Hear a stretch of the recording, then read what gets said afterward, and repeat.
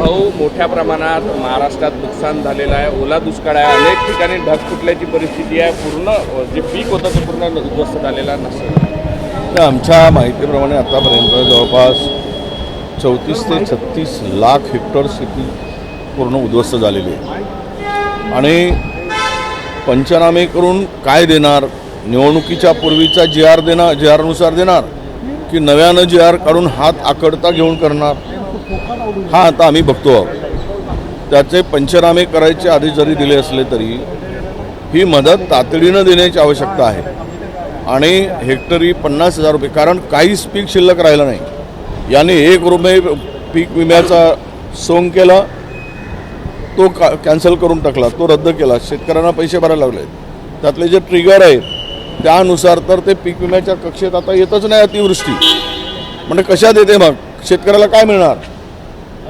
हे नव्यानं 5 ट्रिगर दिले, त्यामध्ये तर शेतकरीला पीक विम्याचा फायदाच होऊ शकत नाही आणि शेतकऱ्याच्या खिशातून त्या पीक विमा कंपन्याला पैसे पण भरून घेतले। म्हणजे इतका नतभ्रष्टपणा मला पाहिलं नाही मी।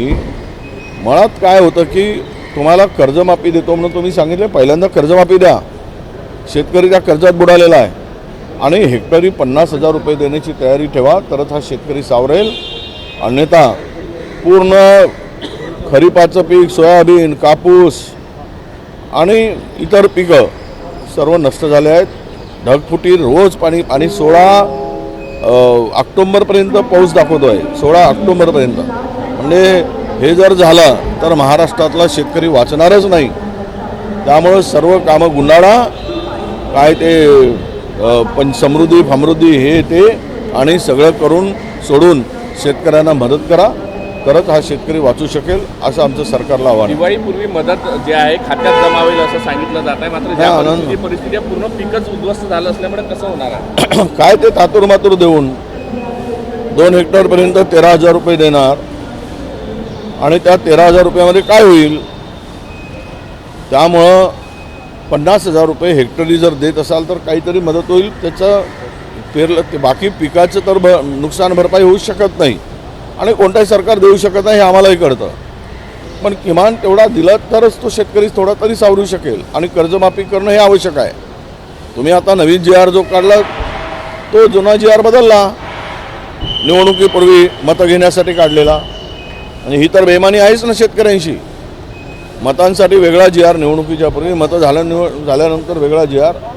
त्यामुळं दिवाळीपूर्वी द्या, पण 50,000 रुपये हेक्टर प्रमाणे द्या, आम्ही तुमचं स्वागत करू। मेळावे होते आहे, चिंतन शिबिर राष्ट्रवादीचं नुकतंच पार पडलं, आता जे शिवसेनेचा निर्धार मेळावा होत आहे, कशा पद्धतीने पाहता? म्हणजे भाजपच्याच वाडे किल्ल्यात जे पक्ष आहेत ते आत्ताच भांडत आहेत विधानसभेत। आम्ही नांदा सौख्य बरे म्हणतो त्यांना, पण ते नांदा आता त्यांना भांडण काय, वर्चस्वाची लढाई आहे तिघांची, पण ते भाजपाच्या हातात दोर आहेत ना। किती चिंतन शिबिर घेऊ द्या, किती मनन शिबिर घेऊ द्या, किती काही शिबिर घेऊ द्या, पण भाजप म्हणेल ए इधर चलो, ते त्याला काय म्हणतात, त्याला शोले पिक्चरच्या जेलरचं ऐकावंच लागेल। आधे इधर जाओ, आधे उधर जाओ, इधर इतने जाओ, उधर उतने जाओ, यांच्या हातात आहे काय? कारण त्या बैलबंडीचे कासरेच मुळात देवेंद्र फडणवीसांच्या हातात आहेत। त्यामुळं त्यांना जिकडे ते मनानं चालू शकत नाही, फक्त आता दाखवत आहेत, पण ते म्हणतील इकडे चलो तर त्याला तिकडेच जावं लागेल, लेफ्ट चलो म्हणलं तर लेफ्टला, राईट चलो म्हणलं तर राईटला जावं लागेल। यापेक्षा त्यांच्या हातात काही नाही, कारण भाजपच्या मर्जीवर ही मंडळी त्या सत्तेमध्ये आहेत। एबीपी माझा, उघडा डोळे बघा नीट।